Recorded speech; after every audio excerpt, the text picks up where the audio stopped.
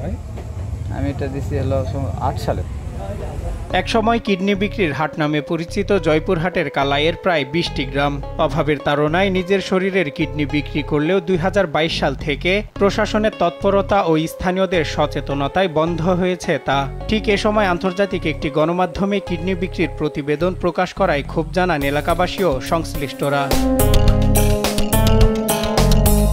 গ্রামের সহজ সরল দারিদ্র অসহায় মানুষ আর্থিক সচ্ছলতা ও পাকা বাড়ি বানিয়ে ভালো থাকার আশায় নিজের কিডনি বিক্রি করেছেন ইচ্ছে মতো, যার দাম পেয়েছিলেন ৫ থেকে ১৫ লাখ টাকা। আবার অনেকেও হয়েছিলেন প্রতারণা শিকারও। এ সময় টাকা না পেয়ে আইনের বেড়াজালে নিজেরাই অপরাধ স্বীকার করেন তারা।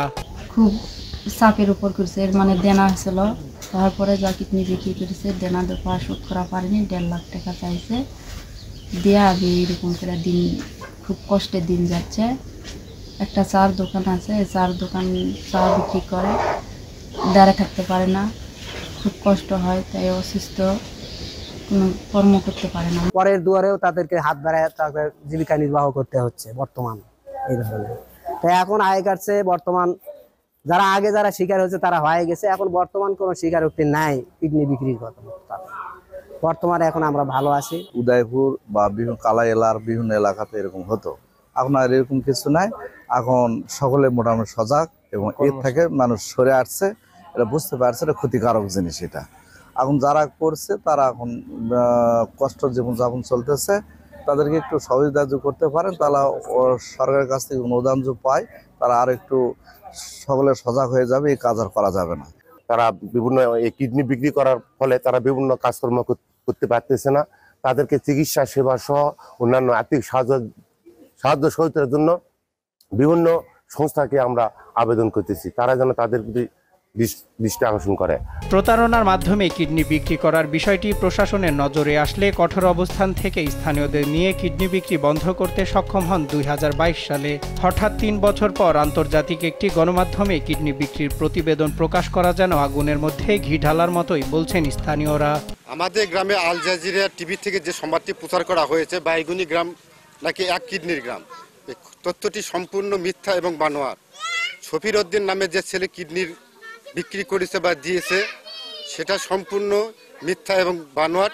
উনি আমাদের গ্রামের বাসিন্দা না, উনি কালাই পৌর এলাকার বাসিন্দা, সরাইল গ্রামের।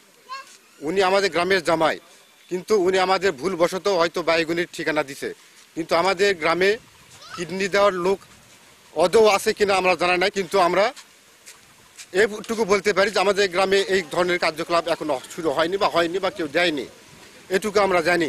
আন্তর্জাতিক মিডিয়া আল জাজিরা সেই মিডিয়া থেকে একটা খবর প্রচার করেছে যে তালোড়া বাইগুনি গ্রাম নাকি এক কিডনির গ্রাম।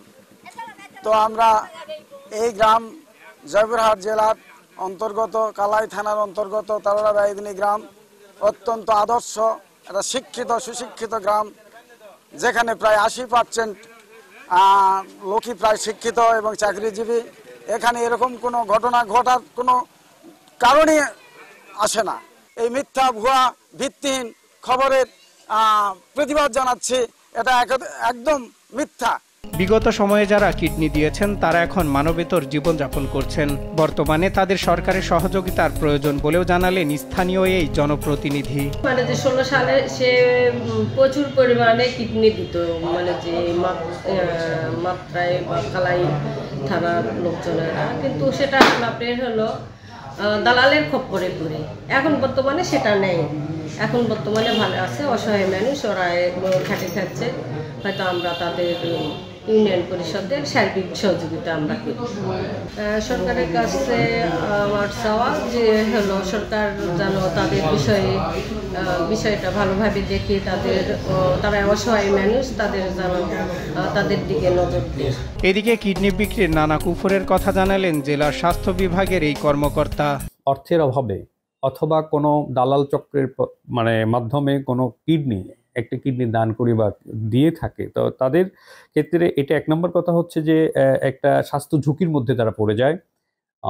পরবর্তীতে বাকি জীবন তাদেরকে একটা খুব কষ্টাস্ত্রী জীবন ধারণ করতে হয়, তাদেরকে সতর্ক থাকতে হয়, তাদেরকে ব্যথার ওষুধের ব্যাপারে, তাদেরকে অন্য কোনো অ্যান্টিবায়োটিকের ব্যাপারে যদি তারা এইভাবে সতর্ক জীবনযাপন না করে, তাহলে আরেকটা কিডনি যদি হঠাৎ করে ক্ষতি হয়, তাহলে তাদের জীবনটাই হুমকির মুখে পড়ে যায়। 2022 সাল থেকে কিডনি বেচা কেনার কোনো তথ্য বা অভিযোগ পাননি বলে জানালেন জেলা পুলিশের এই কর্মকর্তা।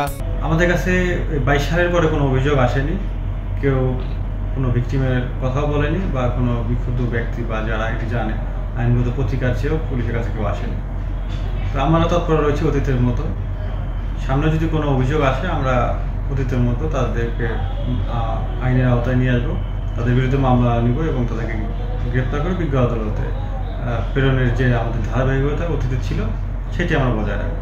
জেলায় এ পর্যন্ত 17টি মামলায় 61 জন দালাল ও কিডনি দাতাকে গ্রেপ্তার করেছিল আইন শৃঙ্খলা বাহিনী। সম্প্রতি আন্তর্জাতিক একটি গণমাধ্যমে কিডনি বিক্রির প্রতিবেদন প্রচারে ক্ষুব্ধ স্থানীয়রা। সজল বিশ্বাস, নিউজ ডেস্ক, দেশ টিভি।